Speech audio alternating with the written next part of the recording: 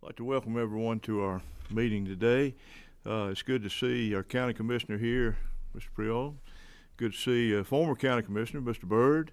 Welcome to our media, Christy. It's good to see you here today, and our staff. As we go ahead and go into our agenda here, has everyone had the opportunity to look at the agenda today? Do I hear a motion for approval? Motion to approve. Do I hear a second? Second. All those in favor signify by saying aye. Aye. Thank you. Agenda is approved.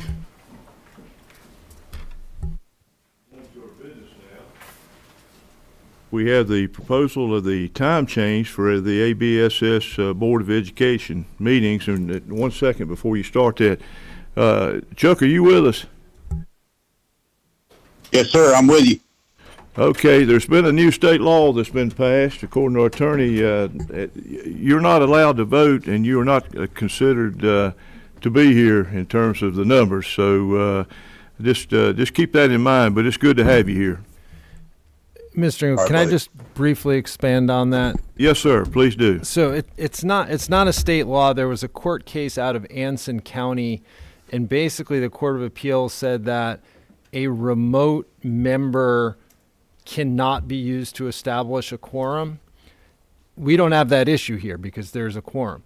The case doesn't explicitly address remote voting, but a lot of people, including myself, think that if a remote member can't be counted for the purpose of a quorum, then there could be some real vulnerability about allowing a remote member to vote. So my guidance is that anybody who's remote not participate in voting. They can certainly participate in conversation. The minutes can note that they are here that they're here virtually.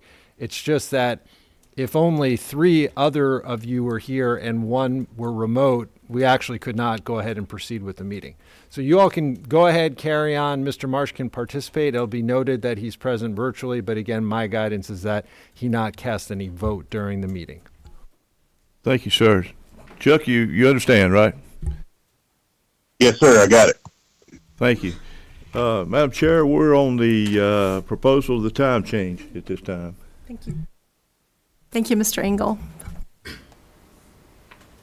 And I will turn that over to Dr. Fleming, if that's agreeable. Absolutely. Thank you, Madam Chairman. Had some conversation with the chair and vice chair regarding our evening meeting times to see if we could move back 30 minutes, or I guess it would be move forward 30 minutes. As you know, sometimes meetings go late, and that extra 30 minutes could be good, maybe for our sleep or family time or whatever it may be. And so everything we would just move forward 30 minutes. So instead of meeting at 6:30, we would meet at 6. And this would be effective our March 24th meeting because we wanted to give enough public time to make this change. So our second February meeting in the evening will still be at 6:30. This would be effective in March. And happy to answer any questions on that. Thank you, Dr. Fleming. Any comments from the board? So I haven't updated my calendar, but so how would that affect the annual budget meeting where we get input from the public on it? I believe that's still at 6 p.m. Yeah. So the business meeting will be at 6:30 in February, but I believe, did we move? That's right. We moved it. So that would be at 6 o'clock for the hearing, and business would still be, would be at 6:30. That's correct. Okay, got it. So it would. Sorry. So something starts at 6 going forward in this case? That's correct. That's where yes, that's right. Yeah. Originally, we were going to do our public hearing at 6 in February, but we've moved that to March. So it'll be 6:30 will be our February start time. 6 will be our start time in March, opening with the public hearing. Got it. Thank you. Thank you, Dr. Parker. Any other questions or comments from board members? Does this require a vote or anything? No. Are we good? I'm sorry I left another important detail out. This is just for information. We'll put this on the consent agenda for the February board meeting. All righty. At this time, I will turn the floor back over to Dr. Fleming for our next 3 agenda items. Thank you, Madam Chairman. Members of the board, Mr. Jim Albright is here today to share some information on the Esperanza Academy, which is an after-school English tutoring program for ML students, ESL students, however you may word that, newcomer students. In listening to a conversation I had with him and a few of the board members a few weeks ago, I feel like it was something important for you guys to hear how we are trying to add extra time into the day to work with these students and ensuring that their English skills get to a proficient level. So I'll turn it over to Mr. Albright. All right, good afternoon, and thank you all for having us today to talk about Esperanza Academy. I'm a grant coordinator for Alamance Citizens for a Drug-Free Community, so everybody should have a handout in front of them.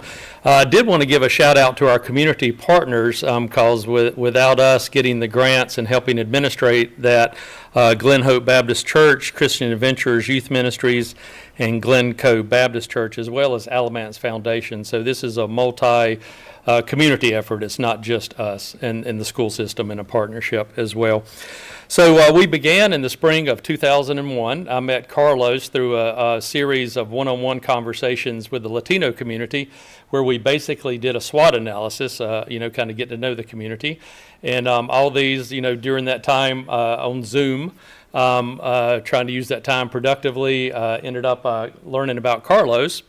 And he started telling me about the plight of the newcomer student and just blew me away about the challenges that individuals, kids in particular, have when they come into the community, especially the high school students, which he said they have a race against time to learn the language. So our first venture was at Cummings and Graham High School. So we brought the kids, still do, bring them into Glen Hope, give them a snack, Glen Hope vans, and then take them home at about 6:30 after about 30 minutes of recreation. A big component of this, and we did present at the North Carolina Prevention Conference, Carlos and I, this past year. So at the grant level, state level, we've gotten recognized, and it's a very innovative program that we're doing, and so we're real proud of that. Unfortunately, our grant funding does run out this May. So we are in the process of looking for additional funding. Dr. Fleming told us about the 21st Century grants.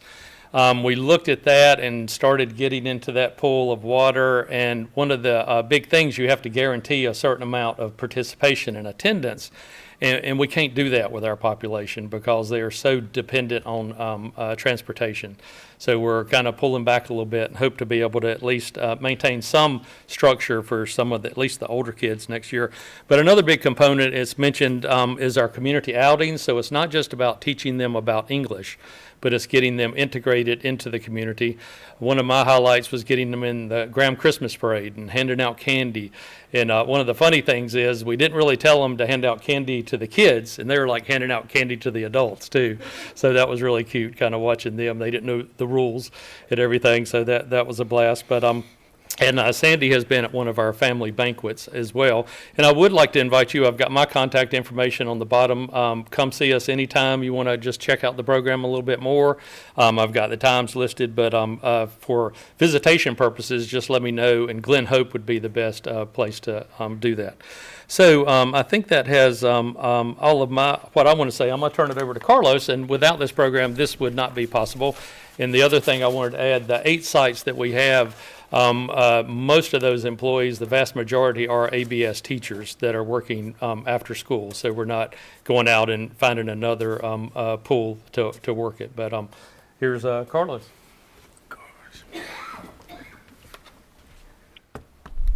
Good afternoon, and thanks for the opportunity. I'm the guy with the accent. I'm Carlos Valer. I'm the newcomers specialist for the ML department. And I've been working with ESL, for the ESL department for 25 years already. Came here 25 years ago when Mrs. Stahl used to have we used to have the newcomer center back then. So everybody come here to see our newcomer center. Now we don't have the newcomer centers. We need it probably the most now. But 3 years ago, I was working at Graham High School and Cummings High School as the newcomers ESL teacher. And I met Jim and Miss Webb. So we decided to work together to open this tutoring program for our newcomers. The numbers of our newcomers, it has increased, and throughout the years, I mean, this is what we have for this year. And what we had last year was over 1,200 new students enrolled in ABSS. We're projecting this year 1,300 students enrolled in ABSS. And we began doing this after-school program. The reason why we decided to start with Graham High School and Cummings High School, I mean, I wish I had the opportunity to do it with every single high school, is because of the fact that these students, they have only 4 years to learn academic English. And according to research, it takes at least 7 years to learn academic English. So if we want them to move forward in their education, they would need at least 3 more years of English learning classes. We do have our ESL department, which is doing a great job. We have had the support of Ms. Johnson. I mean, she has been a great support with all of us for everything we have been trying to do. So the goal is to speed up the language learning process for these students. We have the language learning component, but we also, as Jim said, we have the cultural component. So learning a language is not just memorizing a bunch of words and putting them together. It is learning about the culture. That helps a lot. And the more we expose them to the culture, the faster this process is going to take place. So far, we began with only two classes, two tutoring sites. Through the years, we have reached 8 through our partnership, and ABSS is sponsoring 2 elementary school newcomers tutoring programs at Hillcrest and Highland, which is great. I mean, that's amazing. So I brought you this. I mean, these are the countries we have students from all these different countries in our tutoring program, the ones we are serving this year. We have, I think it is 19 different countries. And we're serving 134 newcomers from first grade to 12th grade. And we have over 19 different languages. Highland, for example, which is the most diverse school, they have, I think it is 16 different languages in their small group. So it is sometimes, I guess, we don't realize, the need of the newcomers at that level. I would say middle school, high school, it is a pressing issue. So we want those students to do good academically. We want them to graduate from high school and go to ACC, go to college. There is a lot of potential in them, but we need to give them all the support we can. And thanks to their grants and their efforts, we have been able to do this for 4 years.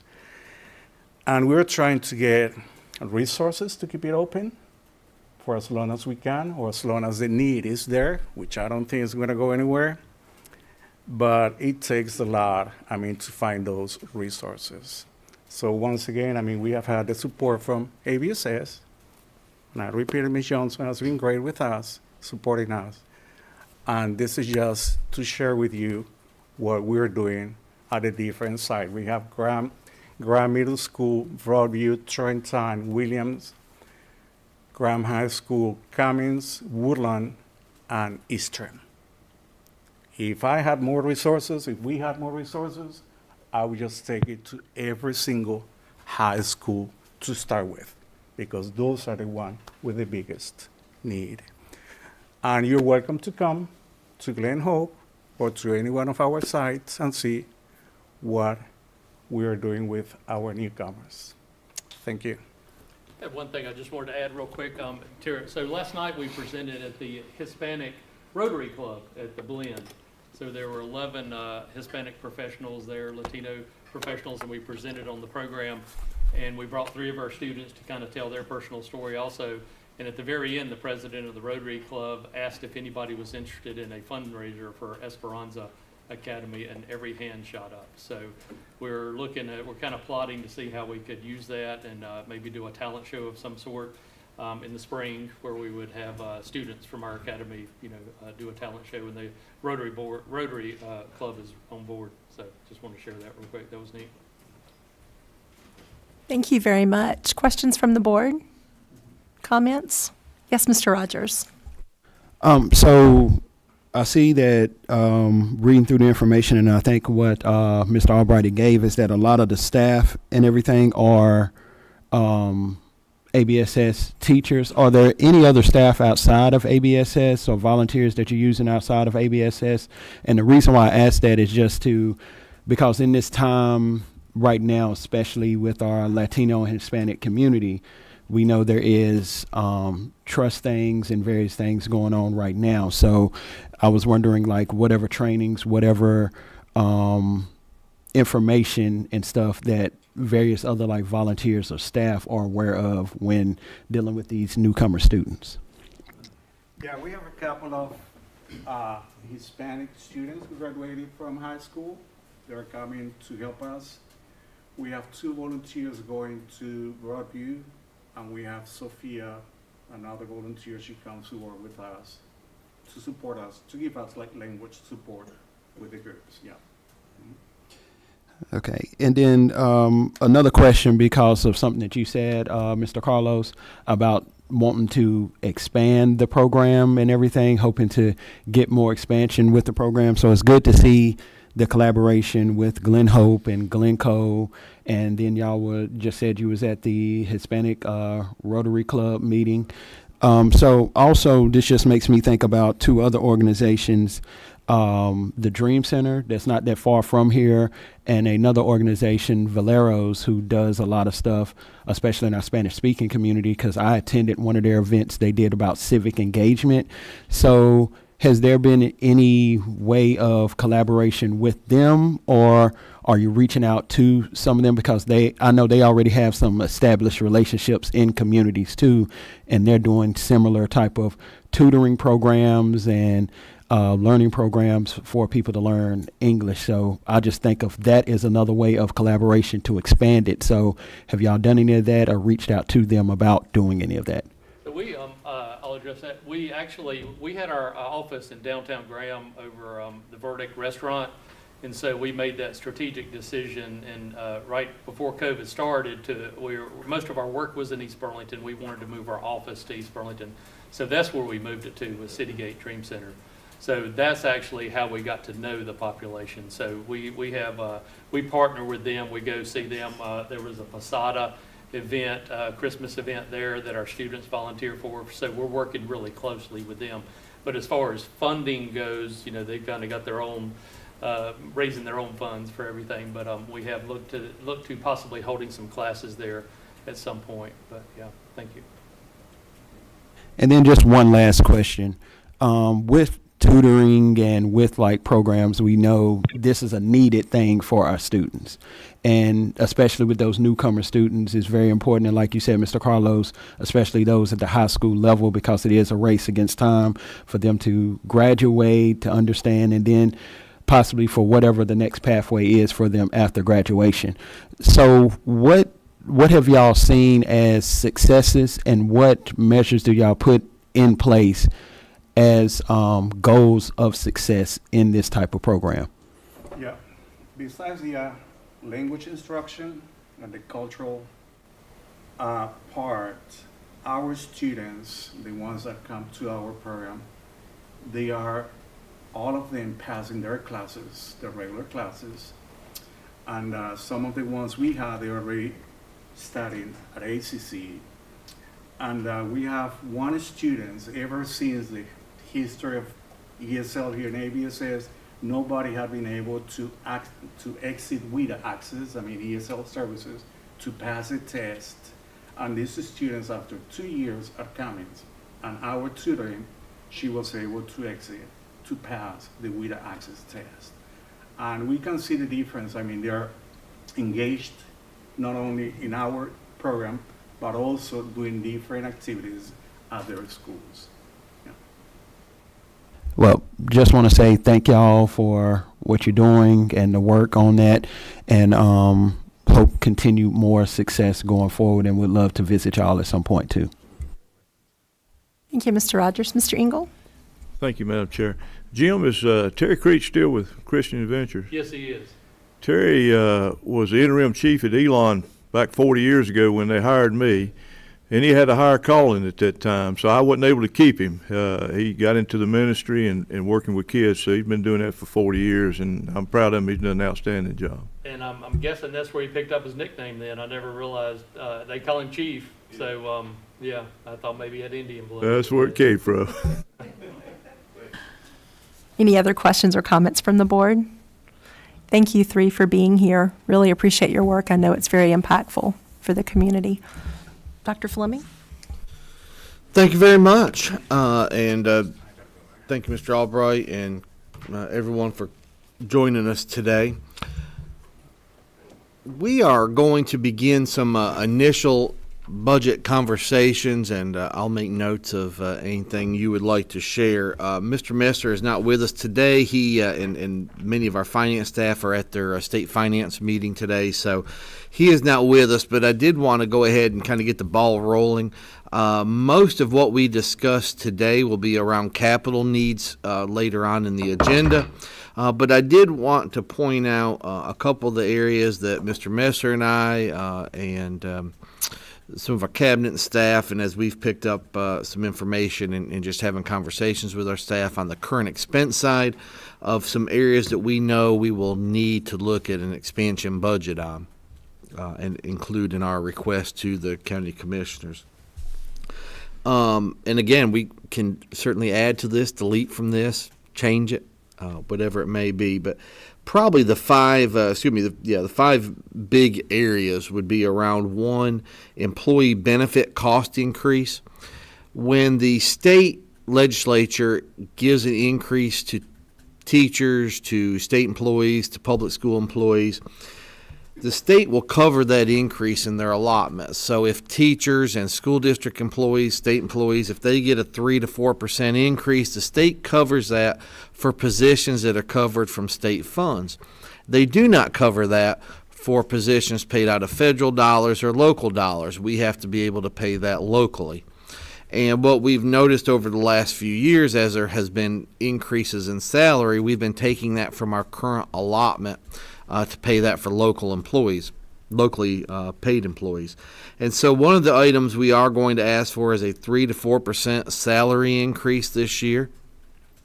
That will be determined by the amount of increase that the state gives. That's just kind of an average number. If the state gives 5%, we obviously have to match that for our locally paid employees. If they only give 2%, we have to match 2% from our local funds for locally paid employees.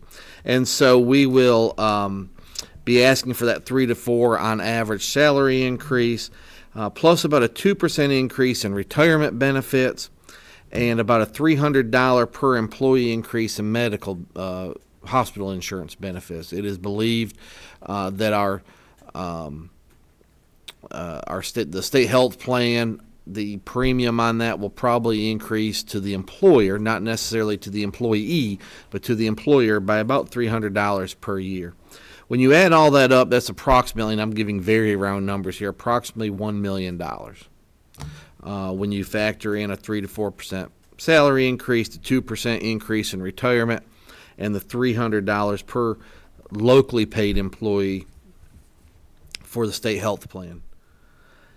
That's kind of area one. Area two would be our supplement increase for our certified employees, primarily teachers, but certainly that includes all of our counselors, all of our administrators, anyone that is certified.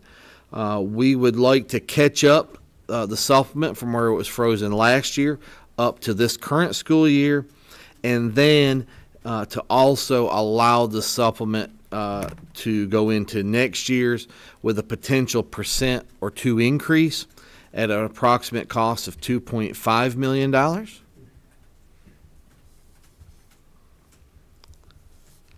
For Area 3, these are operating expenses that we've never asked for an increase for in the past. These are items that kind of keep the lights on, if you will. That could be anything. It could be utility cost increases. I think it's important to understand that when Southeast Alamance High School opened, there was no local appropriation to operations. It was simply to build the building, but not to staff it, to put custodians in there, to put clerical staff in there, to, again, keep the lights on, supply with bathroom supplies and all that.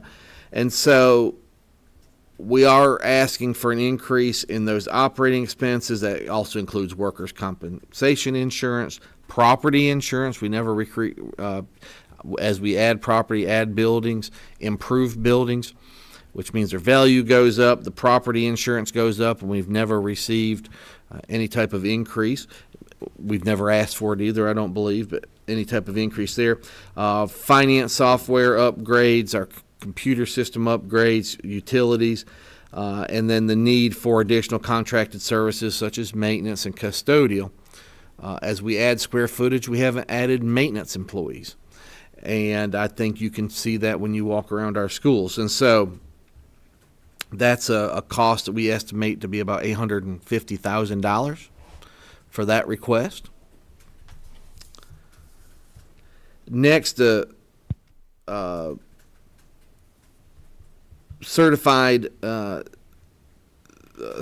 staff additions. These are the positions that we had to cut in order to even out the budget prior to my arrival.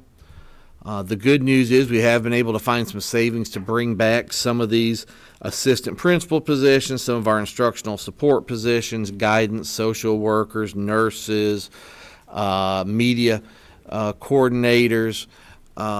We cannot currently bring them all back. In fact, I dare say we may only be able to bring back a handful right now.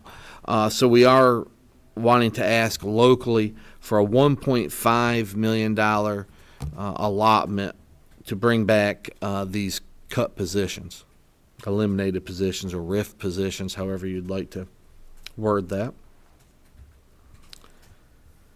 Finally, as far as big items, we have been paying, as a student leaves ABSS and goes to charter schools, we all know the saying, the money follows that student, and we've been paying that.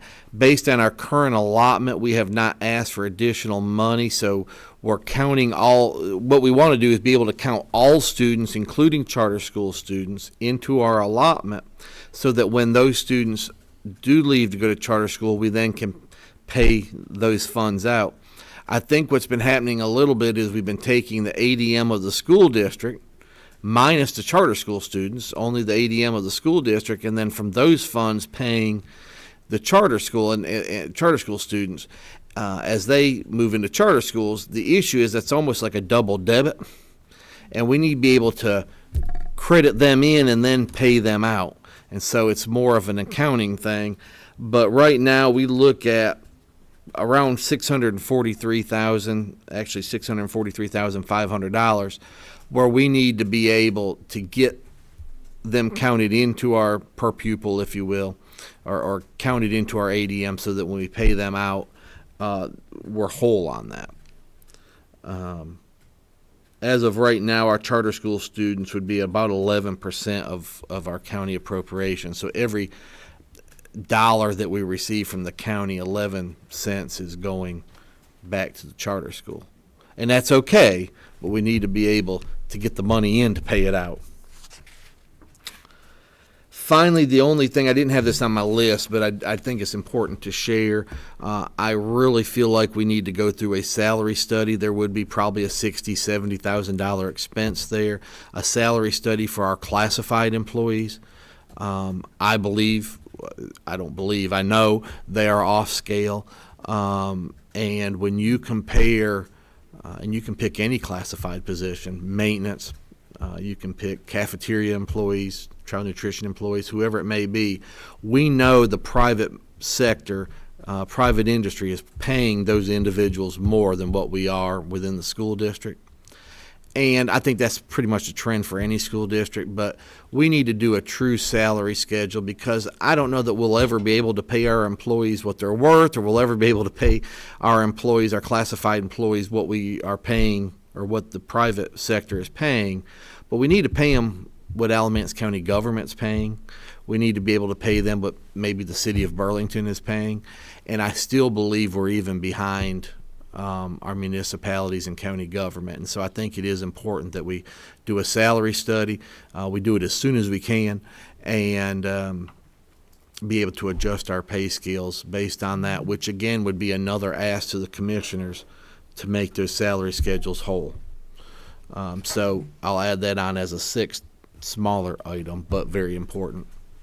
That is we're going to dig further into this in our next meeting, but this is a very brief overview of probably the 5 big items that are on my list that I feel like we need to tackle first with our local budget request. Happy to answer any questions. If they're too detailed, we may need Mr. Messer, but he will be here at the next meeting. And then later in our meeting today, Mr. Hooks and I will go over some capital needs. Thank you, Madam Chairman. Thank you, Dr. Fleming. Questions or comments for Dr. Fleming at this point? Yes, Mr. Rogers. So on that last piece that you were saying about the salary scale study for the classified employees, I guess the only other thing that I just thought about is any thought around classified employee supplement increase or anything with that? Yeah, so we have the general increase on that first item, the 3 to 4% salary increase, which would cover certified and classified if you're locally paid. So that kind of covers it, but I think we've got to do more than just supplements or bonuses. It seems like for some reason in education and or public sector in general, it seems like we call everything bonuses, but then it's expected the next year, so we give another bonus out. We've got to get off the bonuses and supplements, particularly for classified employees. Let's give them a really good salary that they can count on. You can't count a bonus from one year to another, so you might get it, you might not, and especially as it gets around Christmas time and all, people want to know what they're making. And so to answer your question, we have built in a salary increase in the request. We haven't talked about supplements or bonuses because I would like to get their salary to where it needs to be before we talk about bonuses and supplements and all. All right, appreciate that, because that was the main piece of just if there anything in there for them as them classified employees. A 3% increase on a low salary would not be as good as a 3% increase on a better salary. So, Right. Yeah, that makes sense. Thank you, Mr. Rogers. Any other questions or comments from the board? Mr. Marsh, do you have any questions?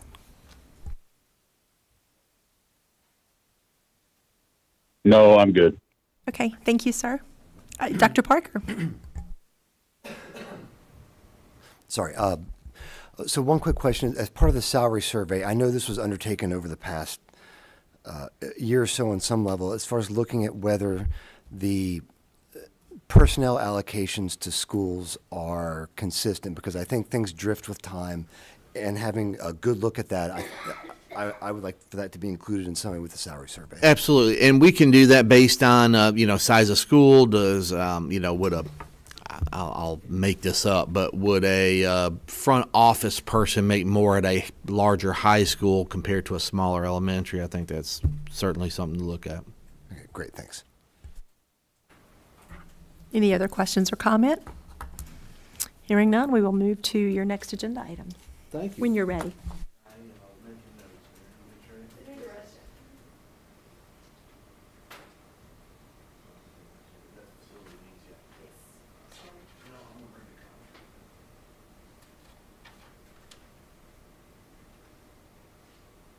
So our next item is something that I know I've mentioned individually to a few of you since I have been in ABSS, but every 5 years, the Department of Public Instruction requires all school districts to submit a facility needs study or facility needs survey. And what it shows is over the next 5 years, here's a list of items that we know will need to be done within the system. New buildings, renovated buildings, the roofs, the HVAC, the windows, concrete, asphalt, you name it, electrical, plumbing, all across the board. Typically, school districts will sit down with their maintenance folks. They'll kind of go through and fill some of this information out, and it actually will tally up the dollar amount of needs in the school. It goes to the state. I believe they report it to the General Assembly, and then you never really hear about it again. A group out of Greensboro called BASCA will help school districts do their survey. The last time ABSS did the survey, which was in 2020, you would probably think, well, what all is on it, or what all was reported, and there was a lot reported. But the roof situation, the HVAC situations the school district has faced, there was very little on the survey about what needed to be done. I believe that's because it was done internally. In my previous district, we contracted this out. I think it came up with $250 million in needs. Now, I hate to say this because I know our schools need a lot, and we may need $250 million in items, maybe more, maybe less.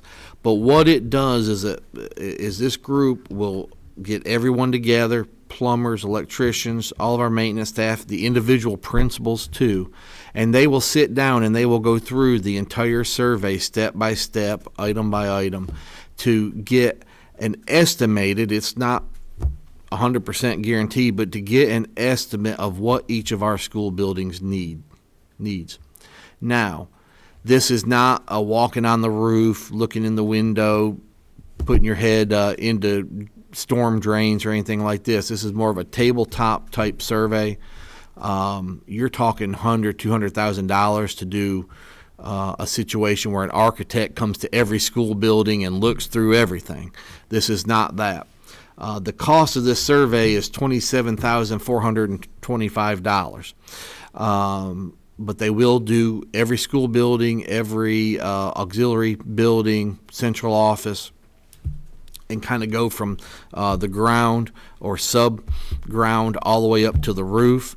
Again, on paper, working through dates of ages of HVAC equipment, ages of roofs, ages of certain equipment, to come up with a determination of potentially a replacement schedule and what that would cost. They also will look at the actual structure of the building, what all needs to be done. And so, again, this is the cheapest version, but I do believe it will give an accurate picture of what we need. Will it tell you everything? No. Will something be missed? There's a good chance. But I believe this is the most cost-effective way to get this facility needs survey done by the deadline, which I believe will be June 30th. Thank you, Dr. Fleming. Questions or comments from the board? Yes, Mr. Engel. I just wonder, capital needs, of course, the county, it's their responsibility when you think about it. I wonder if it would be maybe if we were to allow them to have one person maybe present while they're doing this, Dr. Fleming, to maybe help with our, as far as getting along and showing that we're on the same page. I think that would be good, and Mr. Hook and I can work with them on it. Thank you. Thank you, Mr. Engel. Dr. Parker? So that I understand the scope of this, so the company sends people and they look through, this boiler was installed in this time kind of thing, make a list of everything, and then guide the discussion with folks at the school as far as putting things together. And I don't know in my mind, there's always like a maintenance ticket thing and things that are put off in the future, that kind of stuff being captured as well. Yeah, they'll look at deferred maintenance. Again, this is more to help build a capital improvement plan, because if something needs to be replaced in the next 2-3 years, they can go ahead and we can put that on a capital improvement plan. I don't think because we've done so much with roofs and we've done so much with HVAC, that probably won't be the huge focus of this. It's the things we haven't looked at yet. So we can build CIPs after all those or for all those. But that's exactly it. They'll go, it's more going through log books and going through repair tickets and seeing what's been done and what the age is, and some items it might be due for replacement, but you can push it a year or two out because it hasn't broke yet. So that's really more of what this is. I think that's a good way to put it. Okay, great, thanks. Dr. Fleming, so the last assessment was 2020, is that correct? That's correct. Do we have a list of those items that have been cured since that report? Through Mr. Hook and maintenance, they can go through. I don't know that we have it pieced out yet. We have the survey from 5 years ago, but that's one of the things we will look back at, or that this group will look back at, to see what has been replaced since then. Like I said, we know a lot of if roofs were put on there, and I think they were missing quite a few, but if roof replacements were missing, HVAC replacements were missing, they know we're good on all those, and then what hasn't been done. I anticipate seeing a lot of probably some structural items. Great, thank you. Any other questions or comments from the board? All righty, hearing none, this will be on the consent agenda for the February 24th board meeting. All righty. This time, I will invite Ms. Johnson, our Chief Academic Officer, to the podium for calendar discussion.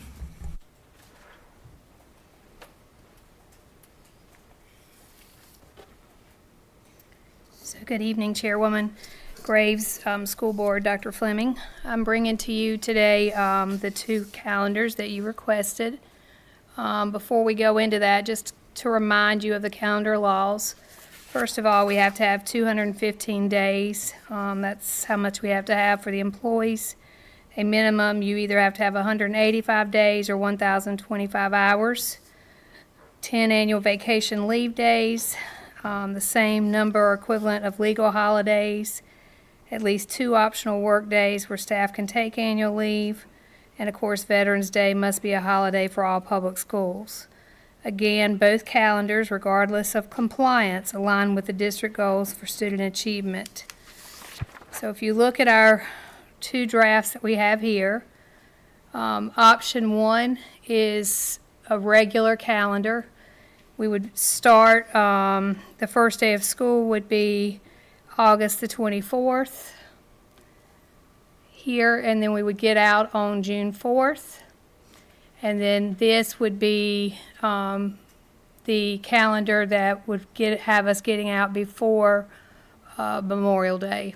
We would start August the 12th, and we would get out on May 26th here. And we would have the 2 required days, and we'd have the optional day, so we could have our day in June that we have to be able to meet the law, our 1 day there. If you look at it, we would have 1,062 hours in this calendar here. We would take exams before we left for winter break. If you look at this over here, it's 1,056 hours. And of course, exams would be in January. We would have enough time in both calendars in case we had inclement weather. There would be some makeup time.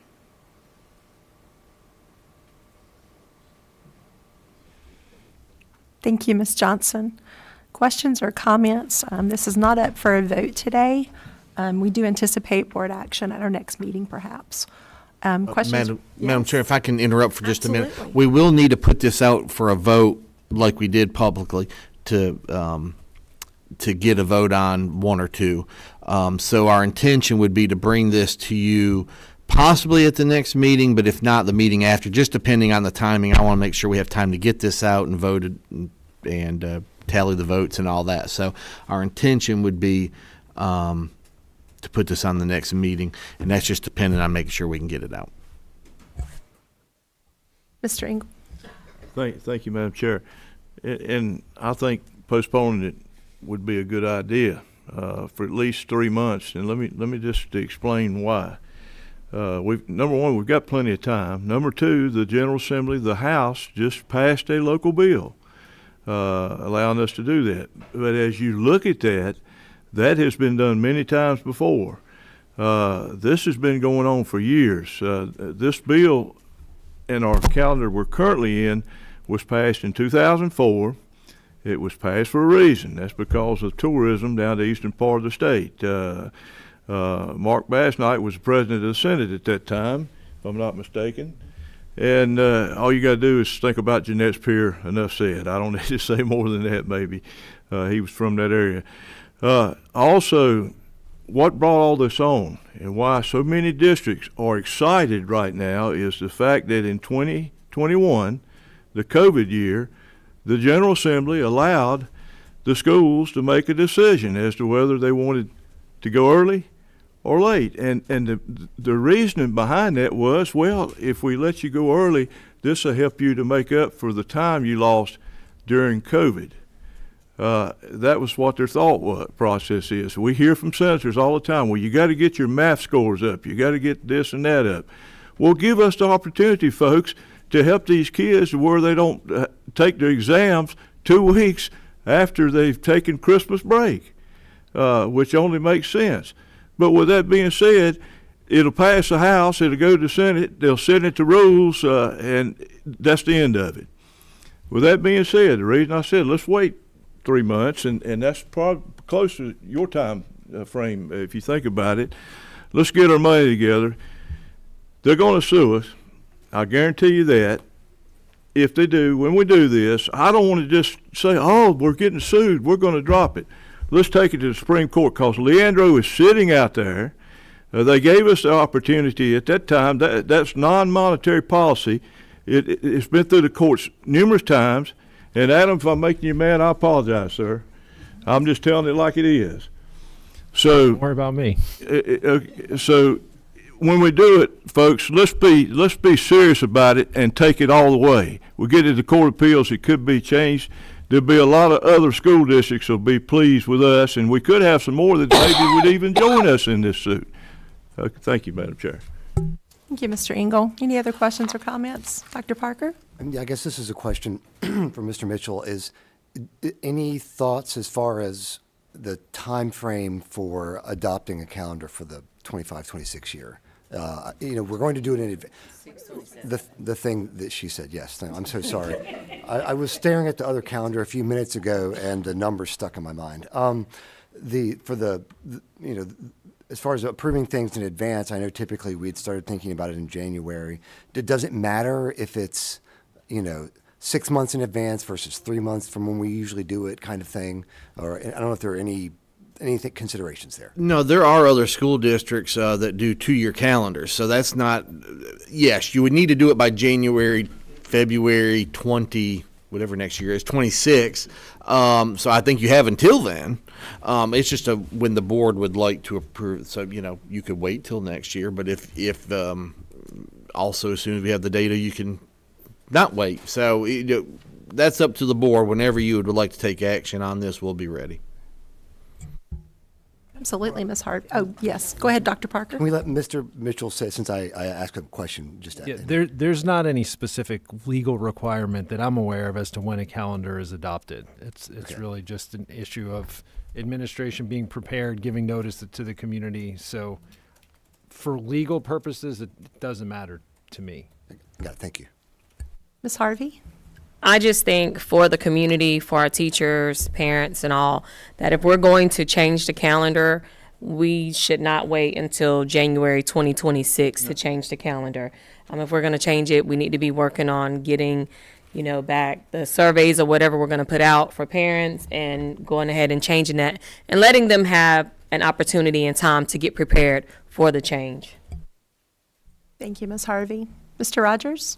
Mr. Wagner? First, I just want to thank you, staff, for going back to work on the calendar, especially after the discussion from the last meeting and getting us something out here for us to see at this meeting.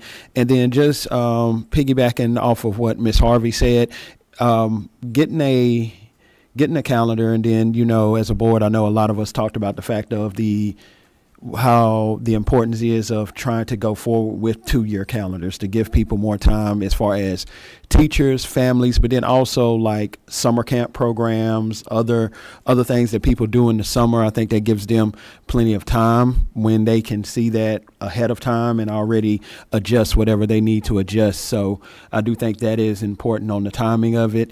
And I was going to ask the question, but Dr. Fleming stated it beforehand, was were we going to be putting out another survey to get people's feedback and just making sure that they understand that this survey that we're giving them is not for next school year, is for the following, and that and I guess just in the wording that they understand that this would be able to put us as having a 2-year calendar. Just make sure that's clear to people when that is put out there in that communication also.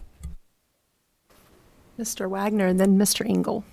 Thank you, Madam Chair. First of all, I want to thank Representatives Ross and Riddell for introducing this to the House. I know they've done yeoman's work on this for several years now, is my understanding. Folks, I'm kind of torn between this because I don't want us to break state law, but I want us to serve our community. And so when we put out that survey, let's make sure we're open and honest about what this looks like to our community as a whole, because we have to be prepared to fight this. We have to be prepared to fight this. If we're going to go all the way, we've got to go all the way. Thank you, Mr. Wagner. Mr. Engel. Just some other statistics. Back in 2023, 1.4 million students in traditional public schools had to go over the long Christmas period before they were able to take their exams. Yet, public charter schools, guess what? They're on the early schedule. Now tell me that makes sense, folks. They're on the early schedule, yet they won't even think about letting us do it as the public schools. It just doesn't make any sense to me. Any other questions Got a or comment. comments? Mr. Marsh, you have any questions or comments for the school calendar discussion? Yeah, a comment. I want to kind of reiterate what Dan said going into this is that, and it just mentioned the fact that the charter schools really don't have the same rules.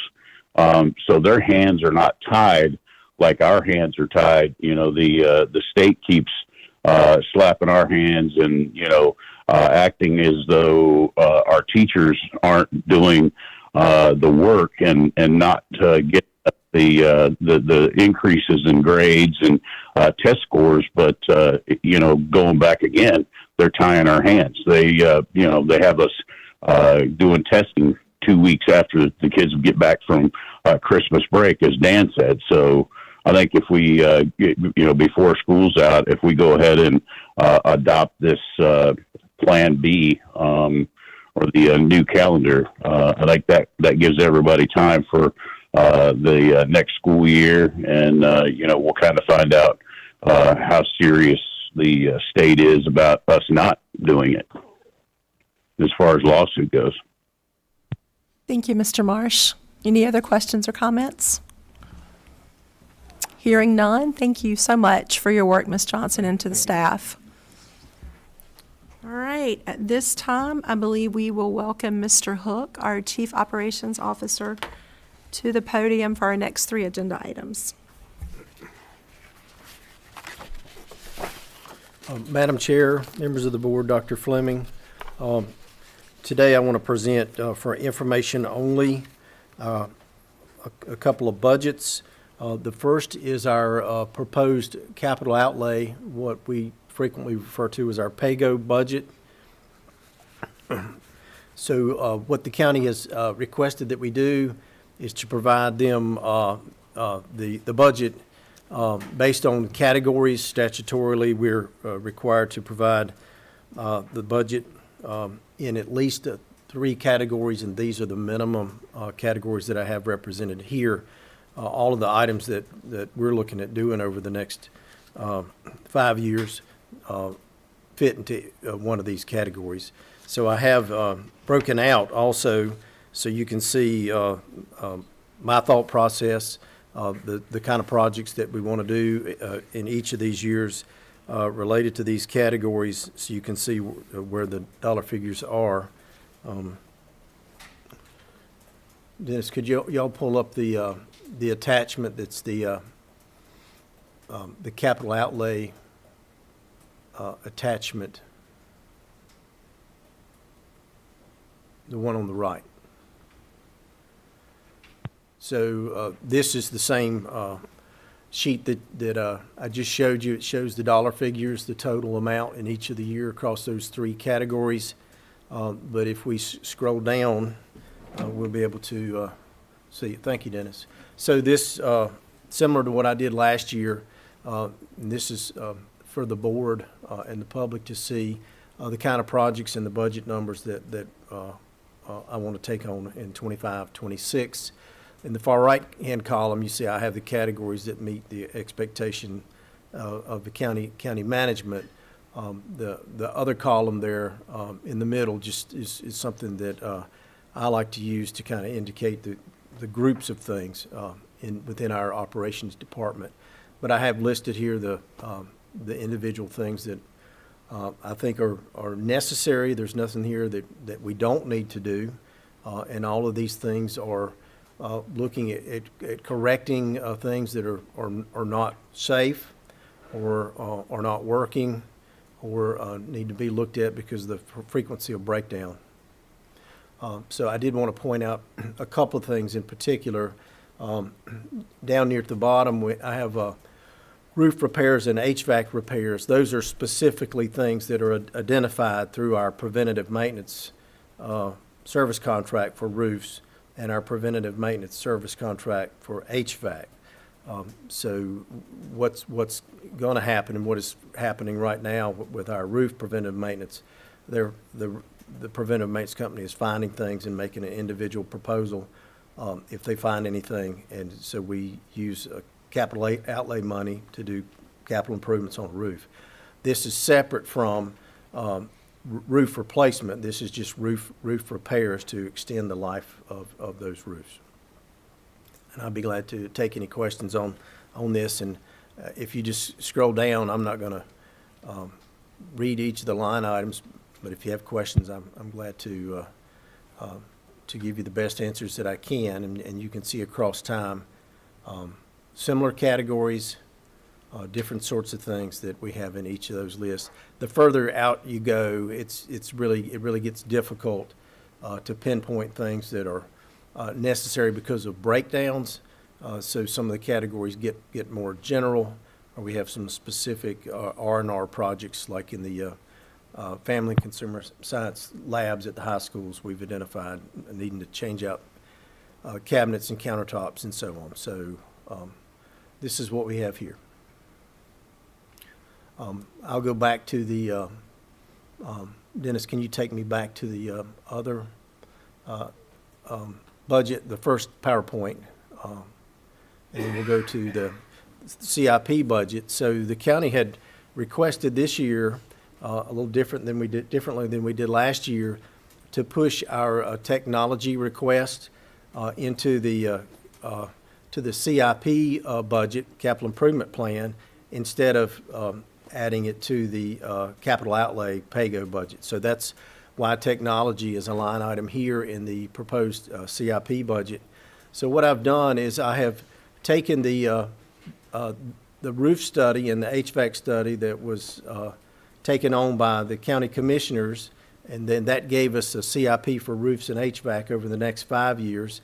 So I have looked at that and spread, and I'll show you that in another sheet, roof replacements across the 5 years and HVAC replacements across 5 years to try to balance the amount of the request for the CIP across the 5 years. And you can see that at the bottom. And what I've also done is I've taken all of the remaining budget numbers for cameras where we don't have cameras or where we need to replace 12-year-old cameras in some of the high schools, and I've pushed that into a line for school safety. And you can see that in the first 2 years. The third line in 27, 28, that number is to put cameras and door access in this building, the $250,000 budget item.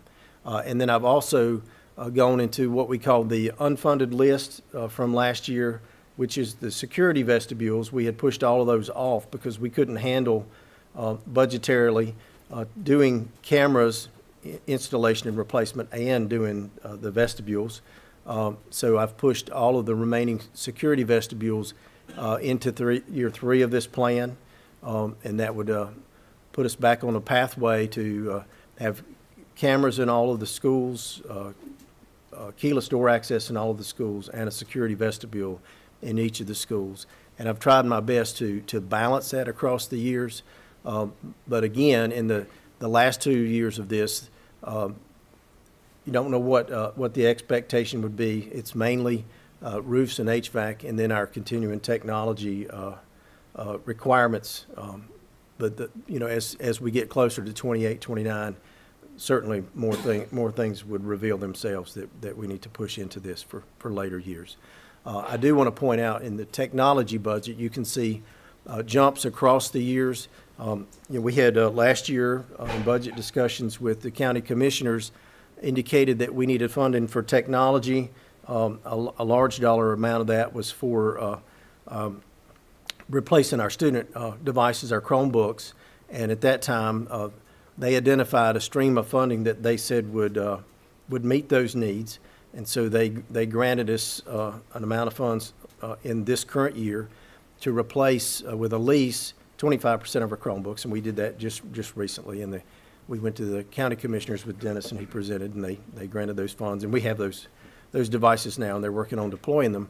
But when you go into a lease and you want to replace 25% of your Chromebooks each year, then in the second year you have another amount that pushes in, and so that's why the technology budget pushes up to $2 million in year 25-26. In year 26-27, there are two items that cause it to push up. First, the third year of the lease, which means we have 3 separate leases going, 25%, 25%, and 25%. But also that is the year we need to replace our teacher devices, and that's a large number that causes that push up there to $4.4 million. That's only every 5 years. And then you can see in 27, 28 and onward, we're at a steady state where we have 4 leases going simultaneously, and so that would continue on indefinitely, so we could maintain those leases and keep current on our devices. So I can go to the spreadsheet that kind of gives you some detail on this. Dennis, can you take me to the CIP spreadsheet? So this outlines the spending here. This is the same document that I just showed you. It's at the top of the sheet, just so it puts it all together. And if we scroll down here, Dennis, do it for me. Thank you.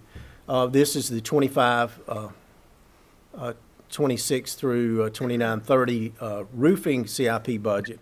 I pulled all of these numbers from the roofing CIP that the county had presented. I think it was February of 24 when they presented their numbers. That's where these numbers came from.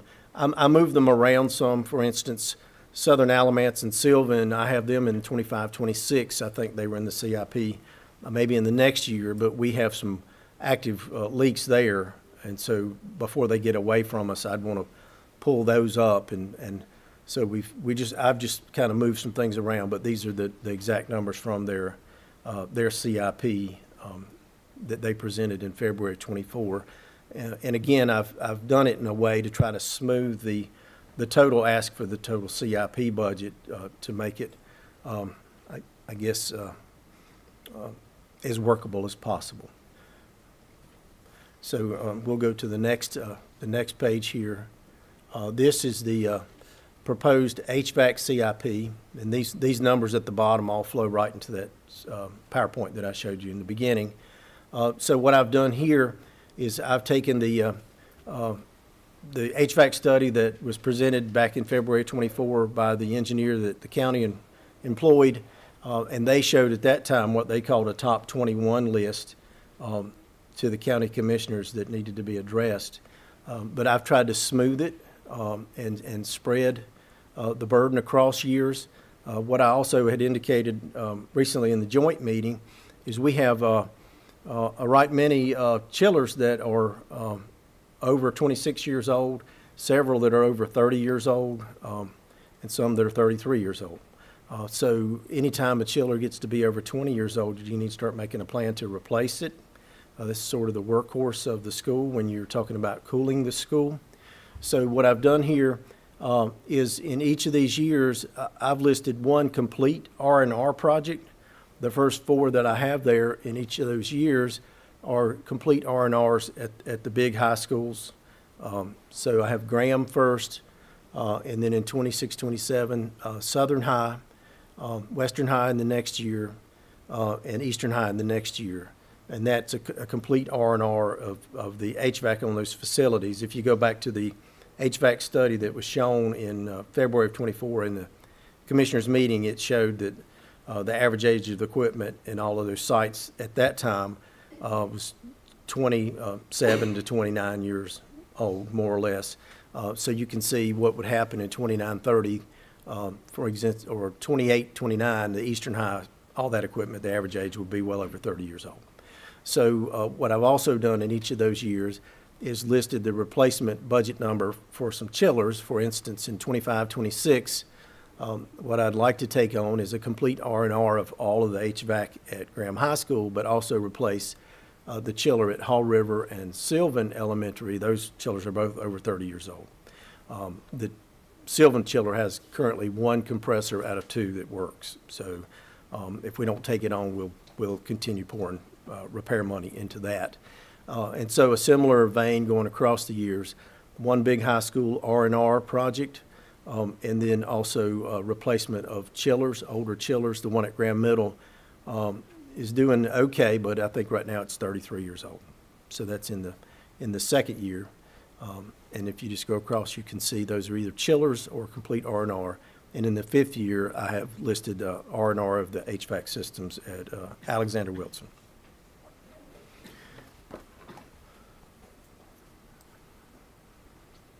This is the technology CIP. All of these categories are categories that we presented last year during our budget talks with the county commissioners when they agreed to fund us with a stream. The categories are the same. The numbers are more or less the same, except you can see the stream across the top for student laptops and maintenance. That's the added leases as you go across the top. So we have that there. And then we've added a number. We have not done inspection and maintenance on our rigging systems in our big auditoriums, our sound systems in our big auditoriums at the high schools. And that all falls under technology.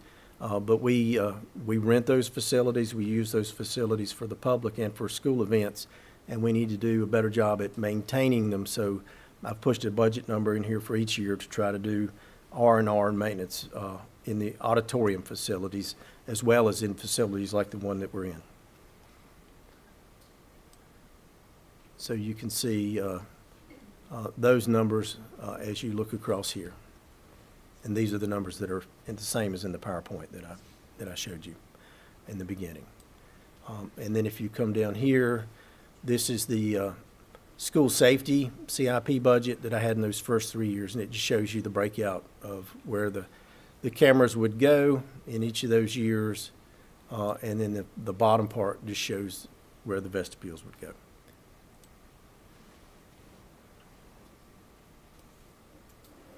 What questions do you have? I have a question from the first presentation, where the last slide where it's got unfunded projects. There's a $4 million Williams High School waterproofing drainage foundation and staircase restoration. I'm sorry, maybe it's the second presentation, the very last slide with unfunded projects.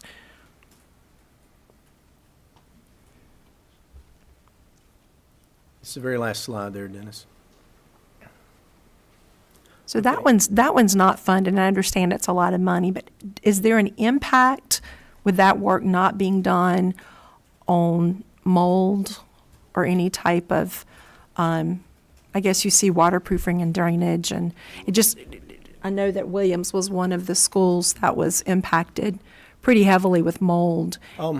Is is there an impact with not having that project funded at this point? I think it's manageable. It's manageable at this time. We've done quite a bit of HVAC upgrades there through the ESSER projects. We have more or less 4 new chillers at that site, and fresh air systems. I think we can better moderate humidity conditions, and we also have dehumidifiers. I wanted to keep track of that project because I had done a presentation here and shown you all pictures, and also with the county commissioners. I don't think it's an emergency. It's not affecting the structural integrity of the building. That's a 75-year-old building, more or less. And I think part of the problem that we see there is over the years, different projects have been done to fix or add a French drain to replace the gutters. But my thoughts are the gutters are connected into terracotta piping that goes out to the street drainage, and we don't know if it's crushed or not, or the shape of it, or if it's even enough to match the size of the building now. There have been a couple additions to the back, to the arts section and the foreign language section over the years. But also around the building where the French drain was put in, I don't think the waterproofing, if waterproofing was put on 75 years ago, is intact. You can see in different places where the waterproofing shows it's really degraded and essentially not there. If you go into some of the subterranean areas, you can see where the water is pulling through the brick and the block, and it presents, I always botch the word, effervescence, but it's pulling the minerals through the block and the brick, which is, it's not an issue as far as integrity, but the way it presents. But it also makes you aware that if those minerals are pulling through, that means moisture is pulling through as well. In some areas, like in particular the cafeteria, where it's subterranean, you're standing well below grade. If you go in there during a really heavy rain, a torrential rain, water just comes into the to the terrazzo flooring area because the French drain's not handling the water, which goes back to the first issue is where is that water going and what's it piped into?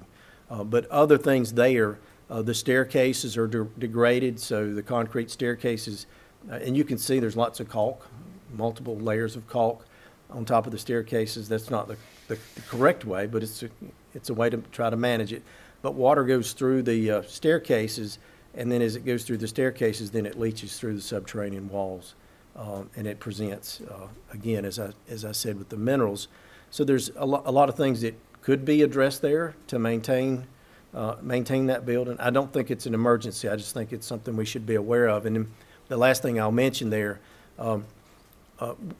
if you go in and you do this work, and again, this is a budget number, but you'd want to take the staircases away and then rebuild them, and at the same time put in more handicap access. For example, the gym side of that building is it's more or less a split level type design. The gym is a different level than the rest, and so there's no handicap access down there unless you come in through the basement and roll a chair or stand on a lift type device. It's sort of difficult. So in that number would be taking those staircases off and putting them back architecturally to match the building, but to also handle some of those handicap access issues. Thank you for that, Mr. Hook. I appreciate the clarification. Questions, comments from board members? So, Mr. Hook, back on the technology piece, I know you were saying that there's contracts that goes across, I know with our student laptops with replacements and maintenance, and then I see the 26-27 with the staff laptop replacement purchase. And so with that, how long, okay, we do that in 26-27, how long will we be looking at them staff laptops being? Every 5 years. Okay, so that will be an every 5-year replacement. And then on the piece around the school safety with the cameras, the door accesses, so with mapping that out, when you went through that process, like with, and I'm just asking this out so public can know it too, with like some of these schools, it might be that there's actual cameras there, we're just replacing them because of the age, correct? And then there's some that there's not Yes. a camera there. Yes, so if you look at the camera list, and, when I first started a couple of years ago, we were saying that the cameras in the big high schools were 10 years old, so now they're 12 years old. And you really needed a capital improvement plan for cameras when you put them in. They have a life expectancy, not just the cameras, but the system as well. So when you look at this, and then the secondary issue too, at Western and Southern, they took down the covered walkways, the canopies, and replaced them during the bond projects. And in the process, took down a lot of cameras. And also at that time, because the height of the canopies was a little different, they blocked the views of some of the other cameras that were existing. But nonetheless, the cameras there that are there are 12 years old, and they need to be replaced. And the new addition at each of those schools did not receive cameras. So this would make it whole again and correct. But Western, Southern, Williams, and C-Tech is a replacement. And also adding door access, which they didn't previously have. And then the remainder of them, we get into putting cameras where we don't have them. Okay. And then just one other question, like a project like lighting at athletic fields. Where would that go under something that would be a PAYGO thing? Because looking through the PAYGO, it just made me think about, because of people reaching out to me and talking with me over at Cummings, how their softball and baseball fields do not have any lighting to, if a game did go over into the evening, they don't have any lights and stuff out there. What would a project like that, where would that possibly fall in? I think it could go in either. The county likes us to put things in the CIP that are over $100,000, but you can see we have things in the capital. They like us to put in the CIP, but we have things in the capital outlay plan that I've put in there that they're over. I think as we've talked over time, a realistic budget number to put lights at a field is between $150,000 and $200,000. I think those numbers would match what Alamance County did at AO Elementary or B. Everett Jordan. That's where those numbers would come from. So it could be put into either. Again, this is information only. So if you all wanted me to try to push it into one of these, I would do that. I know it. We've looked at Cummings and the light situation. I think the piece that's on my mind when we look at the softball field, it's away from the school and it could accommodate lights. Not that the baseball field couldn't accommodate lights, but at the same time, you're looking at that situation. The back of the baseball field is right up against the back of the building, and all the foul balls and the windows gives me room for pause. So I think at the same time, we might explore: do we put the lights here at this field, or is there another place on the property for the field? Is that the right way to go? Because they don't have bleachers either. And if you look at where would the bleachers go, essentially none could go behind the backstop. They'd all have to go to the side, and then one side is a driveway. The dugout's essentially along the driveway to the football concession stand. So I think that would be a piece to look at the same time. Yeah, it is an interesting setup. So, yeah, but thank you, Mr. Hook. Yes, sir. Thank you, Mr. Rogers. Ms. Harvey? I do have a question, and it might not even pertain to the technology, but when we think about like technology, does that include like making sure that, football has connection for their huddle and their max preps and all that when they're videoing football games and having that for the players to go back and look or even just have for themselves? Because right now, if I'm not mistaken, unless it's been changed, we don't have like a connection of Wi-Fi or anything at Cummings. Right. So is that part of technology or just no? Well, the way I would handle it is just part of the operations budget. What would be required at Cummings if we were to put in, and we're looking at that situation now. There are several other schools in the same boat. For example, Williams uses cellular, which is not the best, and they would probably tell you it causes lots of problem when you use cellular with a huddle camera.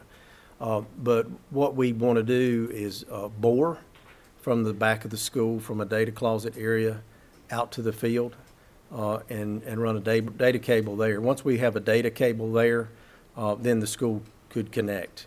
And we've, with inside of schools, so fairly recently at Graham High, we can run a data cable inside with no problem. So our staff can do that, and then the school, if they have the camera, they can hook on and they're good to go. So something like that, if you saw the line in the capital outlay plan each year, what I characterize as contingency, we have that money, but then we also have local service contract money. So we look at either using the contingency money in the PAYGO capital outlay plan or service contract money to do something like that. Madam Chairman, if I can mention with the lights at Cummings, what we can do is get a quote or an estimate for both baseball and softball. I think we would need to do those together to get an estimate there for Cummings, and then Mr. Hook and I will work on where to put that in the plan, because I know I have heard from some of you on that, and I think that's a reasonable item to an important item to put into our capital outlay requests somewhere. We've got to slot it somewhere, but we will find a place to do that.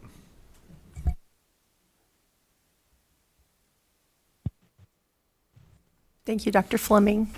Thank you, Mr. Hook. Any other questions from the board? Dr. Parker? So just out of curiosity, replacing the staff laptops every 5 years versus kind of a rolling replacement like done with students. I mean, I understand on some level Chromebooks, you're just looking at the Chrome browser, and so it doesn't matter as much, but whether there's a difference in total cost of ownership, doing it all at once versus spreading it out. And also would help make the request to the county a little bit more even. But I didn't know if there were any thoughts there as far as. I may have to phone a friend, Dennis, in the back, but we purchased the teacher laptops, and these are not Chromebooks. I mean, what we've done in the past is purchase them all at one time, and then that way all staff have the same one. But I'm glad for Dennis to speak to you more about it. He's been in this role doing that exact same thing for a number of years. I also just think, like, what if Windows 8 comes out the year that you replace them and then everyone's sad for 5 years? I mean, there are a lot of considerations. Thank you, Dennis. So it comes down to trying to manage 4 or 5 different groups of Windows devices at different version levels, which we have found is much more challenging than managing the fewer updates that happen with Google Chrome. That was kind of my question, as far as the total cost of the district's lower if you're managing fewer hardware configurations and Windows installs and kind of thing. So, okay, got it. Go ahead. Let me say one more thing. We connect Windows devices to interactive boards, and we use them for print management. We could also entertain a possibility of possibly upgrading a Chrome book and having a professional Chromebook that could be offered for staff that could use that, who wouldn't need Windows resources, and it would lower some cost of ownership with supporting Windows. We wouldn't need antivirus software, some malware. With our server resources would be a little bit lower. So we could entertain the possibility of using a Chromebook as a staff laptop as well in certain locations. We certainly know that in finance, HR, administrative staff going to need Windows, but in our instructional areas, it's a possibility that we, with teacher feedback, principal feedback, that's something that we could look at that might be able to change the dynamic. Got it. And I think that sounds great to explore. I mean, that way also the teacher would have something that's closer to the same interface as the students, and you're not worried about translating from one to the other kind of thing. That would be great to look at if there are resources to do it in this budget cycle. I don't know, just as far as a quick I don't know if it's a survey or what's done to do that as far as exploring the option without spending a lot of time doing that, just as far as like something easy. For the software, I saw some of the platforms we have licenses for listed. Is that kind of everything, or there's some things that are paid for from different pots of money as far as the county? I didn't know if you could speak to that. So look at that as an extra request. We just have found that our district resources, software-wise, require that level of funding. Got it. I guess, we approved some learning platforms earlier. I guess it was as far as different, a curriculum for elementary school also comes with software support kind of thing, and maybe it's rolled there together. And I guess my question was, is this for the capital improvement budget, this is the continuing cost plus any changes for most of the software from the district, and that's local, or I don't know if Title I funds are ever used for software kind of thing. If this represents our total spend for software, or if there are other buckets as far as, and this is really just the county portion. It does not include all of the expenses for software. This includes the technical support, systems administration services, things like Google administration, our library automation software, software that supports the functionality, sort of our foundation, operations functionality of software. The curriculum packages that have been purchased for the district have come through pots of money that curriculum manages, and that if there are instructional pieces of software, schools are allocated funds, and they may tend to use those to purchase instructional software that's separate from what the district purchases. And those buckets are not included in this. Got it. So my last question here, and this is related to, I know during COVID, and which we don't want to remember, I was kind of the at-home parent and had a child in elementary, middle, and high school, and installed like 14 apps on my phone to keep up with everything. And there was some discussion about trying to reduce licenses that are redundant and consolidate platforms until they're a little bit more uniform to the extent possible. And I didn't know, while you're up here, if you could comment kind of where those efforts are. So we eliminated Zoom. We're using Google Meet, which is included in our overall Google price. So in addition to the administration of security and services like that through Google, we also have that Meet platform, which is used by a lot of staff, and it's used also with a virtual school. We have consolidated some other pieces of software throughout any attempt that we can. We are currently using Clever, which is a portal that is free. It's not paid for by us. It's paid for by services by the vendor. We are now looking at we have a district-wide partnership with Class Dojo. A majority of our elementary schools are already using it. That is also supported by relationships with business partners, so it's free to the school district. So we're looking at several different areas where we can standardize and save money. Great, thanks. And no more software questions. I had one question about security things, but it may be a Greg question. One real quick, Dr. Fleming wants to say something, I think, about the software, and then we'll come back to you for the other question. Thank you, Madam Chairman. I do want to clarify something, just because I know we may have teachers listening or go back and listen, and so I don't want to make anyone nervous that we're going to roll Chromebooks out to teachers, because I do think there is a large number of teachers that would prefer a Chromebook because it does match. It's got Chrome, matches all the Google software. So much of our technologies run off a browser now. It's not client-based. We have to install something, so that's good.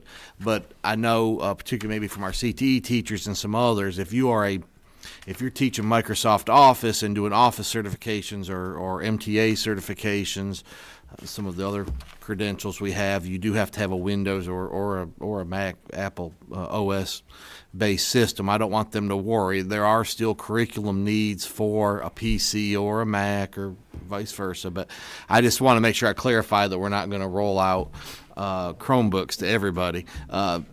But I do think it will help with our overall cost for those that don't have an OS specific need to use Chromebooks, absolutely. But I know we do have some Microsoft certifications and all that. So anyway, I just wanted to clarify that. Thank you, Dr. Fleming. Dr. Parker? Got it. And that makes sense. That was really my question, is where might it be better or a better fit for what the teachers' needs were, and not to have a forced migration or something like that. So, great. As far as security, I know that there, we have the plan that the district did, and there was kind of there were different, there's an order to do things where it's first you get doors that lock, and then you add key fobs and maybe cameras at the same time, and then later vestibules. And I mean, I assume that this is integrated with that on some level. When we have the discussion about security that we seem to do about once a year, it would be great to have the capital improvement, this is more of a comment than a question, have the forward path for what we're thinking of doing with that when the board gets together in closed session to discuss kind of what we're trying to do as far as security, just from an effectiveness standpoint. I remember the last time we did it, there was discussion about when is this happening, or when are some other things, as far as trying to get all the schools to a certain baseline, and then looking at where we need to improve after that. So that's really just a comment. I think generally operations is there. That when we discuss this again, it would be great to have what the planned spending is in the context of when we're looking at what they're doing across the schools. So there's no question. Right. Thank you, Dr. Parker. Any other questions or comments from the board for Mr. Hook? Hearing Mr. Marsh, any questions or comments for Mr. Hook? Both, great job, man. All right, we will move to HVAC repair.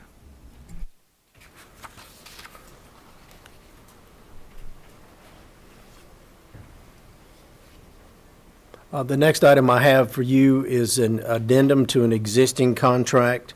We use this contract with systems contractors to do repairs to our HVAC equipment. We originally set the contract up for $99,000, and we need to make an addendum of $75,000 to be able to continue doing repairs to the HVAC equipment. So I'm asking you to approve $75,000 addendum to take the value of the contract to $174,999. Thank you, Mr. Hook. Questions or comments from board members? And the source of funds for this is? Capital outlay funds. It's Great, thanks. on the bottom of this slide. I didn't. PAYGO. Yes, sir. I didn't scroll down, so I just I need to decrease the font size on my screen, I guess. No other questions. Motion to approve? Thank you, Dr. Parker. Second. Thank you, Mr. Engel. A motion and a second to approve the $75,000 contract amendment payable from our capital outlay PAYGO funds. Those in favor signify by saying aye. Aye. Any opposed? Hearing none, motion carries 6-0. Thank you, Mr. Hook. Okay, the last item that I have for you is essentially a request for your approval for me to go to the county commissioners to request some budget amendments to address some situations at schools. The first thing that I'd like to address, at Hall River Elementary, we had reported roof leaks at the gym, and when we started looking, the gym building was pulled out of the design contract before it was put into design a couple of years ago. So that gym building, the roof is over 30 years old. It needs to be re-roofed. So I think it's always best if we, when we go to the commissioners, we can describe where we can pull the money from, existing funds, pots of money. So that's what I've done here. I'm requesting to move $295,000 from the Western Middle project. That's a roofing project where we're under budget, and use existing funds of $146,000 that are still remaining at the original Hall River roof project to meet a budget number of $442,070, so we could put the gym roof and some supporting canopies into design, and that would be enough funds to hopefully get that done. The second thing that I'd like to take on, back a year and a half ago, when we were in a crisis with funding, the commissioners had asked that we not take on any additional work at existing bond sites, but just get all the bond projects to a close, which is that's what we set out to do. But at Graham High School, a lot of the bond work was done in the CTE wing, the welding labs, the fire academy, and so on. There are no bathrooms in the CTE wing, and the CTE wing is outside of the security walls that were put up in the bond project. So we have existing funds there. We have unused bond funds, and those are the original bond funds, $889,000 there. But since we agreed not to take on any more contract work at those bond sites, I feel like I should ask the commissioners to approve that as well, to let us use. We think we can do it for $75,000, and that would be closing off the covered walkway outside of the CTE doors, and then making an opening in the existing security wall so the students in that wing could use the restrooms that they've always used that are nearby. So that would be using $75,000 of that $889 that's left, $889 million. And then the third budget amendment that I'd be asking for, Eastern High School had security walls put up, but at one specific area of the Eastern High campus, there is no security wall, so folks can just walk right into the campus. So we think for $30,000 we can finish that little section of security wall and put up a door entrance there as well.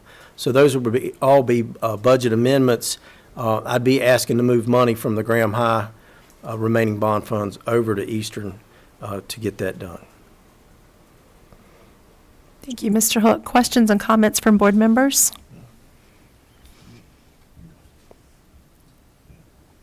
No questions? Yes, Dr. Parker. After the board approves this, this goes to capital oversight, or you take it to the commissioners? I've already mentioned this at the oversight committee. It seems like the smoothest way to do these kind of things is to take it to oversight, to discuss it there, and if they say, yes, this seems good to us, then come here and then go to commissioners. If I do it here first, then the stage is not as smooth. Thank you. So yes, Greg, Mr. Hook did present this last week, or week before last, I'm sorry, at OSC. I think I emailed you some of the minutes from the last meeting. We'll have these minutes in a couple of weeks. And then we are on the Board of Commissioners agenda. They discussed putting us on in March, if you all approve. These things are no great emergency, but while we still have the funds in these sites, I'd like to take these projects on. And just for those watching, moving funds from those bond projects does not impact, like we're moving money from Western, that does not impact any of the work that is to be done or has been done at Western. We're done with, like we've completed the bond project at that site, and these are leftover or No, this is Western funds. Middle School. We're way under budget at Western Middle on that roof project, and we're in a contract for the roof. So moving this money from the Western Middle roof project over to Hall River would still leave plenty of money if we encountered anything else at Western Middle. But they're on that roof making good progress. That was one of the questions that I got, so I just wanted to clarify for the public that it does not take away from any of the pending projects that we have underway. I did want to add to go on to what Mr. Hook said. The process that we're going to use is that we will go ahead and get a clearance from OSC. That way, county manager has heard it. The two commissioners I know I see have heard it, and we have a good feeling anyway that will move through smoothly. Then we will come to you for that approval to use the funds, and then on to the commissioners to vote on that. I do think that's a little smoother process, because I would hate to take up time here for you guys to approve it and then there not be an appetite at the county level or vice versa. So I appreciate Mr. Hook making that change. Thank you both. Any other questions or comments from board members? Motion to approve. Second. Thank you, gentlemen. Can we vote on these collectively? Okay. There is a motion and a second to approve these three bond fund projects. Any further discussion? Hearing none, those in favor signify by saying aye. Aye. Any opposed? Motion carries unanimously 6-0. Thank you, Mr. Hook. Thank you. And at this time, I believe Mr. Engel has a motion for us. Thank you, Madam Chair. Make a motion that we enter closed session pursuant to North Carolina General Statute 143-318.11A3 to preserve attorney-client privilege. North Carolina General Statute 143-318.11A6 to consider confidential personnel information protected under North Carolina General Statute 115C-319 and 115C-321. Thank you, Mr. Engel. Is there a second? Second. Thank you, Mr. Wagner. Any discussion? Hearing none, those in favor signify by saying aye. Aye. Any opposed? Motion carries unanimously 6-0. Mr. Marsh, we're going to move into closed session at this time if you'll hang on. Thank you. We'll move into closed session.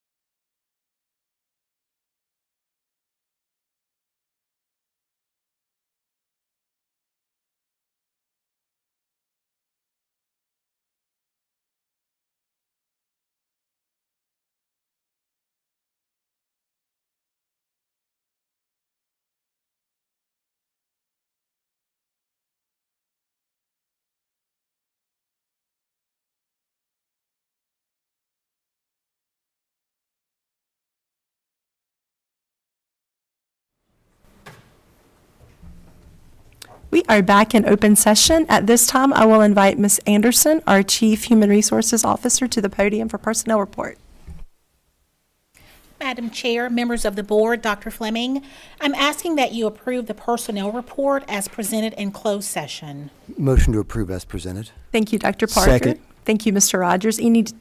All those in favor signify by saying aye. Aye. Any opposed?